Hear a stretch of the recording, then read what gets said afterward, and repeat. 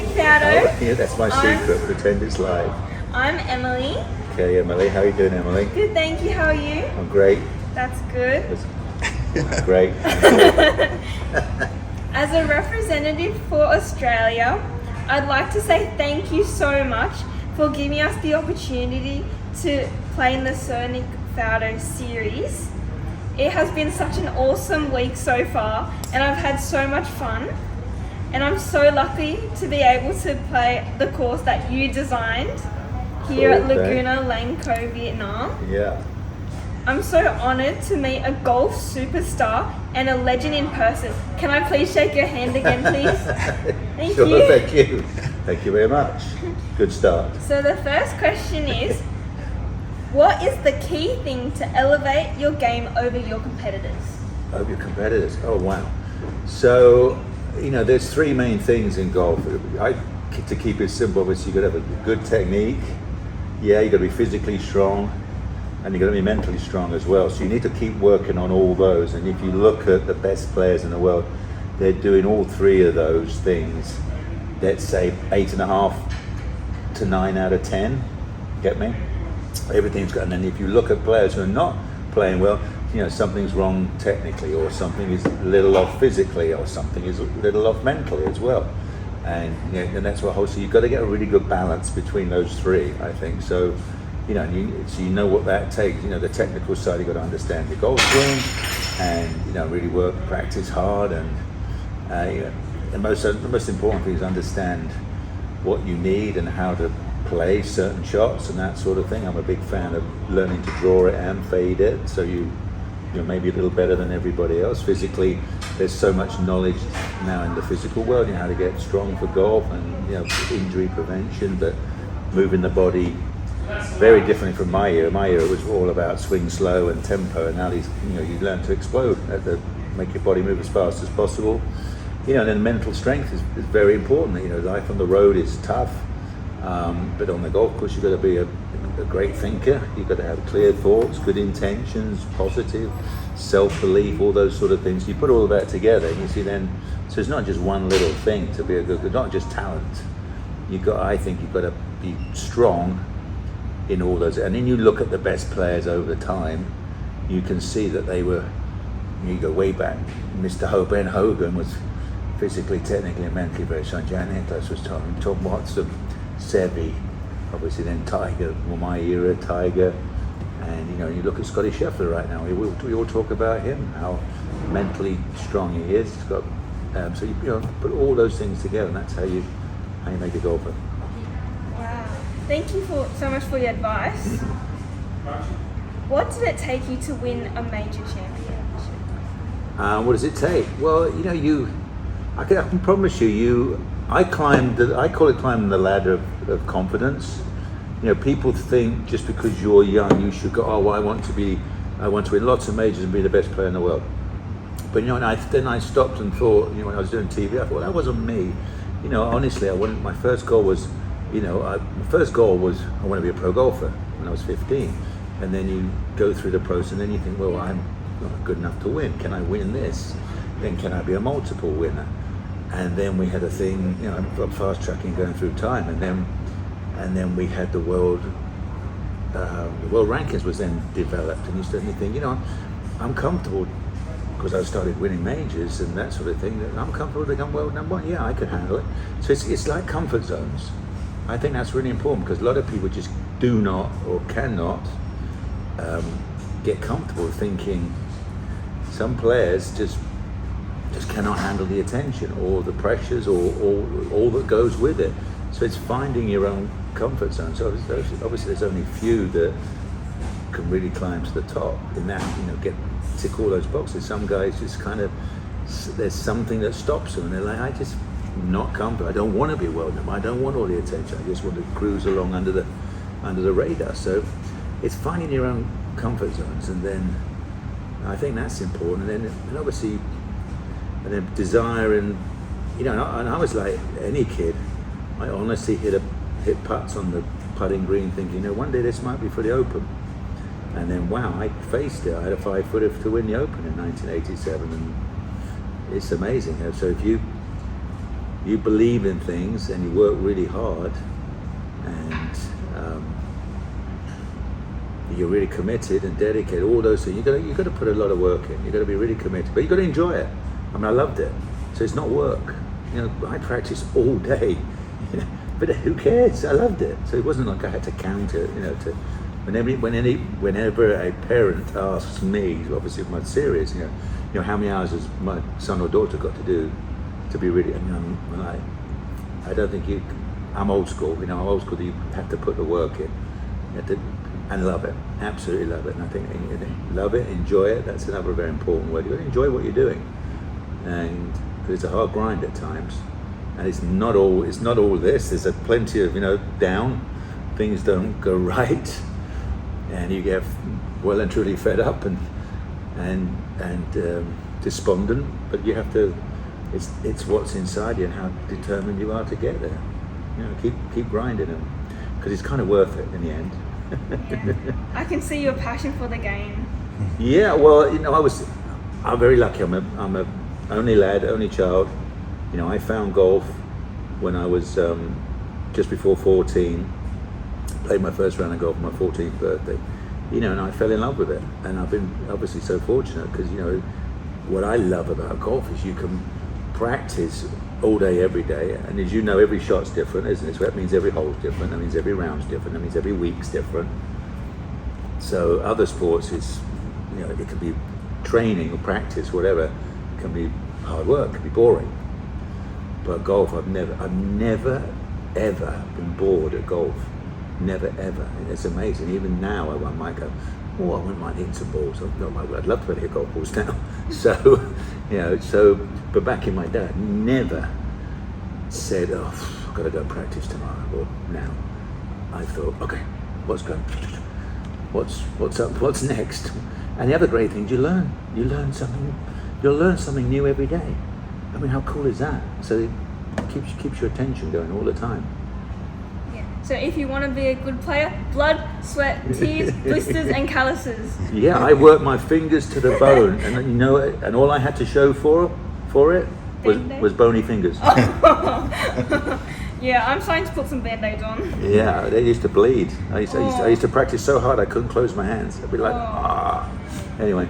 Okay, that's the passion. That's one secret. Yeah, I mean, to be honest, it's not for everybody. I mean, some players can maybe get away with a little less because there's more technology to learn now. But back in my time, it was beating golf balls was the only way to learn this game. Wow. Was there a book that changed your life? Yeah, there was a couple. I'm a little bit dyslexic, so I love pictures. So I looked at all the pictures of Ben Hogan's book, and Jack Nicklaus's book. Anything with great pictures to copy. And so there was a couple of photographs that were very important. I changed my swing. There was a photograph of Ben Hogan kind of like down here, his hands are, and I thought, wow, he could hit a fade or a draw from there. So that was an image. And then Sam Snead, an unbelievable swing. And Sam was still swinging well when he was 80 years old because he kept his spine so straight. It was none of all this, cranking, contorting your body. So he was able to swing, and that was another really important picture. I thought, so if you want longevity and make life easier on your back, because beating a lot of golf balls is hard work at times. So you've got to do things well, so you're not straining yourself. So there was a couple of pictures like that were very important. There was another book, I think it was an Aussie guy, called Being Happy, by Matthews or something Matthews. And that was another important book in my life in the early 90s. It was like all the things I was describing about, picturing, learning to visualize, bottom line, I mean, in a way. Yeah, there was another book, I can't remember the name of it. So I self-taught myself with visualization as well, which is incredibly powerful because you're doing it all the time, you don't realize, but it's better stand up on a golf course and see golf shots and know you can do it because you've hit thousands or millions of golf balls, little things like that. So those were probably the most powerful things that I think. Visualization is unbelievably powerful. You've got to And our game, you've got to wear it out. You just got to keep seeing good shot after good shot after good shot, because golf's doing the other thing, isn't it? Golf is making you see bad shot, bad shot, bad. So you've got to keep seeing good shot to fight it. So yeah, that'll get you going. Positivity. Yeah. Well, whatever, you know. No, but you can say be positive, and what does that mean? Be positive 24/7. Yeah, but what is positive? Are you being positive now? I think good thoughts. Yeah, good. Exactly. You've got to see good thoughts. If you see a good picture, that becomes positive. If you see a shot fly on, if I stand there and I go, be positive, what do I see? Nothing. What do you see right now? If I say be nothing. Oh yeah.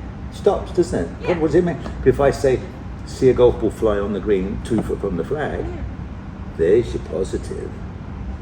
Yeah, just by saying be positive, that doesn't create a picture. You've got to go, I want this golf ball to go either in the hole, or if you're hitting a 3-wood, I want it 20 feet from the hole. Then you've seen something. You can't just say, be positive and hit this 3-wood. Bong. So you have to see it. You've got to see it before it happens. That's very interesting. Yeah. I've never heard someone say that. No, well, it make good. I hear guys on TV go, be positive. Well, that's not. I'm being positive, but what's happening? Nothing. I will try There's that no other. There's no. I think there's no other picture.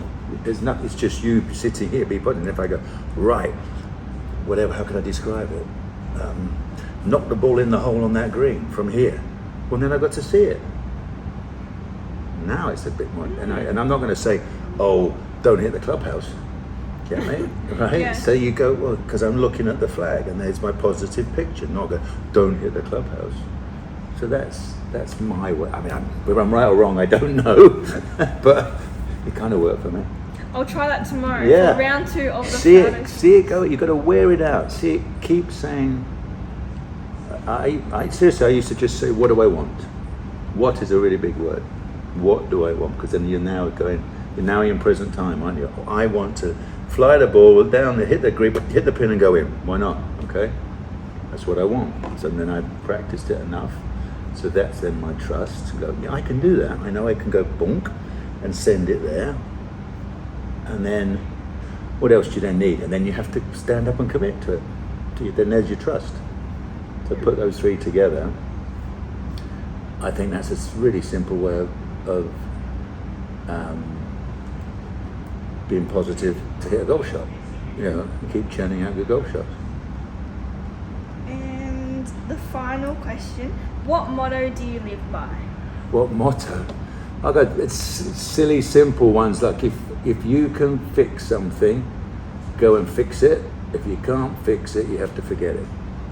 You have to, because a lot of things you cannot control in life, and so as you know, people weigh themselves down with all the, you know, I'm 6 years old now, so you got a lot of experiences, good, bad, in your life way back there. And if I'm worrying about all them, thinking I did that wrong, did this, look where my mind is. So I have a very simple thing that if I can fix it, go fix it. If I can't, you've got to forget it. Just got to forget it, because you can't live on that emotion wearing you down, and then it makes you look forward to, there's always going to be problems, and there will always be 10% of bad stuff. So you think, well, you look after yourself. Well, 90% is good. Everybody has to deal with bad stuff, and don't let the 10% of bad stuff wear you down. You know, it's like, so what? It's there. So that's kind of how I've been doing that for quite a while, really, because you know a lot of things happen in your life, and you just have to go, really got to forget it, and move on and enjoy. And the other great word is enjoyment. You've got to enjoy it right now, because we really don't know what's happening tomorrow, so you might as well really enjoy today. That's why I had 3 scoops of ice cream. Nice. Just in case. So, yeah, and then I have to go to the gym and work on it and all that sort of thing later. Nice. Yeah. Just like if you have like a bad hole on course, then you just have to. Yeah, well, that's the power. That's the real power. That, you know, and we're excuse me. You know, we're seeing this from this guy Scotty Scheffler right now. he is amazing that he can do. It's easy game when you hit good shots, but when it's the bad shots, you've got to learn to deal with them and forget them. Sure, you analyze it as quick as possible. Why did I do that? Why did this? Did that? Okay, learn from it. And then you're going to just go right, it's done. That's easy. Excuse me.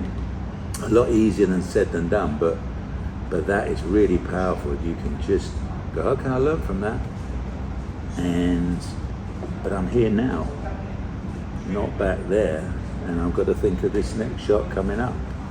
The better you can do that, you'll be a very strong golfer, or athlete in any sport.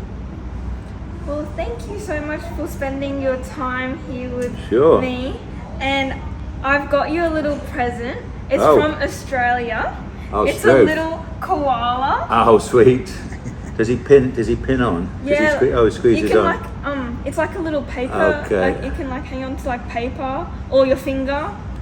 You have to walk around with it like that all the time.